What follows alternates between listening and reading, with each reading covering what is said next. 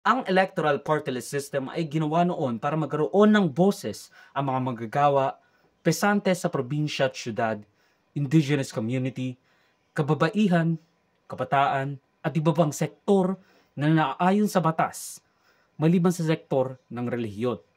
Ayon yan sa konstitusyon ng Pilipinas. Maganda at talagang katuwa-tuwa ang pagsiset up ng konstitusyon para sa ikabubuti at tamang representasyon sa mga marginalized community, yung mga nasa laylayan.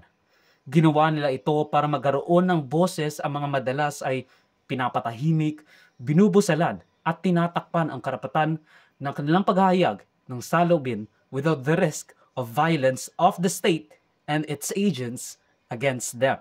Pero sa Pilipinas, all good things must come to an end. Walang permanenteng magandang bagay. Lahat natatapos rin. Ayon sa election watchdog na Contra Daya, 86 sa 156 na tumatakbong party list groups ay hindi kinakatawan sa marginalized community. The very same parties na dapat ay nabibigyan or nagbibigay na ng paraan para marinig ang mga saloobin at representasyon ng mga nasa laylayan. 4 na po sa mga tumatakbong party list groups ay galing sa political dynasty. 25 sa mga malalaking korporasyon at negosyo. 18 na may koneksyon sa kapulisan at militar.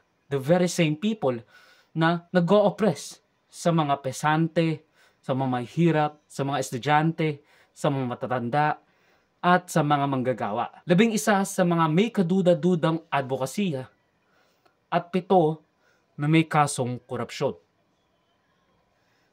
Wait lang.